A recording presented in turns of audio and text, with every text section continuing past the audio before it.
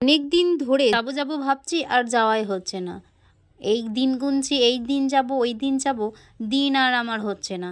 তো যাই হোক, আজকে দিন হয়েছে, তো ভাবলাম যে চলো আজকে যাই পুজো দিয়ে।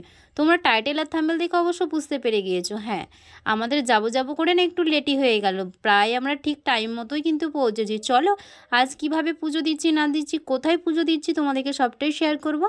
তো ভাই আমাকে দিতে যাচ্ছে, আর আমাদের ওই সামনের দিকে যে একটা রাস্তা আছে, ওই রাস্তাটা প্রচণ্ড পরিমাণে খারাপ, তাই আমরা একটু ঘুরে ঘুরে যাচ্ছি, কারণ রাস্তা ভালো দিক দিয়ে যাচ্ছি, কারণ ওটা রাস্তা হচ্ছে আর প্রচণ্ড পরিমাণে খারাপ, পাথরগুলো সব উঠে উঠে গেছে, একজন তো অলরেডি পড়েই গিয়েছিল।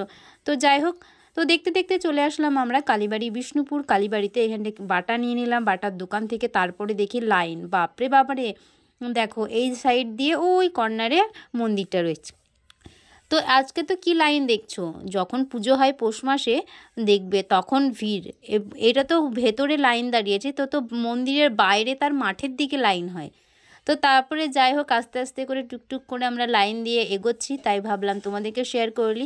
আগে জানো তো বাটাগুলো কি হতো, যখন বাটা দেওয়া হতো না তখন পুজো দেওয়া হয়ে যেত, যে যার মতো আলাদা আলাদা করে বাটা নিয়ে নিত। কি যাই হোক, এখন কাঁচা মিষ্টির উপরে প্যাকেটের নাম লিখে দিতে হয়। তো তারপরে চলে আসলাম, একটু কাছাকাছি চলে আসলাম লাইনে। তারপরে দেখতে দেখতে মন্দিরের ভেতরে ঢুকে গেলাম। আর সবাইকে দেখো চারিপাশে মায়ের চারিদিক দিয়ে ঘেরে বসেছে, যাতে পুজোটা সুন্দরভাবে বসে দেওয়া যায়। সত্যি এই মন্দিরে আসলে না, মানে মনে একটা শান্তি, যেই শান্তিটা সত্যি একবারে মানে কি বলবো তোমাদেরকে, বলে বোঝাতে পারবো না, আমি বলতে পারছি না। আর এখানটায় অঞ্জলি দেওয়ার জন্য টাকা নিচ্ছে, আর এই যে ফুল দিচ্ছে অঞ্জলি দেওয়া হবে তার জন্য। আর এখানটায় না তিনটে পান্ডা থাকে, তো ওরা এক একটা ভালো হয় এক একটা খারাপ হয়। যেই লোকটা ফুল দিচ্ছিলো ওটা কিন্তু খুবই ভালো ওই লোকটা।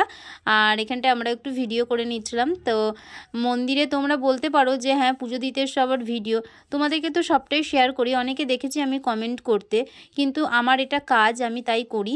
আর এর মার কাছে যা চেয়েছি আমি কিন্তু তাই পেয়েছি, তো মাকে জানায় প্রণাম। আর অনেকে তো চেনো কালীবাড়িতে, আর এটা হচ্ছে বিষ্ণুপুর কালীবাড়িতে পুজো দিতে। তো আমার পুজো দিয়ে কমপ্লিট হয়ে গেল, আর এদিকে আমি বেরিয়ে যাচ্ছি। তারপরে যেহেতু পুজো আমরা ঠিক টাইম মতো কিন্তু দিয়েছি, 12টা 12:30 মতো, আমাদের বেরোতে বেরোতে 1টা বেজে গেছিলো। তাই যেহেতু উপোস করেছিল, ভাইরাও ছিল উপোস, ভাই তো পুজো দেয়নি, তাও বললাম চল একটু খেয়ে নিই। তো এখানটায় ডালপুরি খেয়ে নিচ্ছিলাম। আর চারিপাশটা দেখছো, এই যে পৌষ মাস, সামনে পৌষ মাস আসছে, তো পুজো হবে, মেলা হবে 1 মাস ধরে, তো খুব মজা হয়। আমরাও আসি প্রত্যেকবার পুজো দিতে। আমার আগের ব্লগগুলো আমি কিন্তু প্রায় আসি এখানে পুজো দিতে, তোমরা ব্লগগুলো অবশ্য দেখবে, ফলো করবে, তাহলে দেখতে পাবে।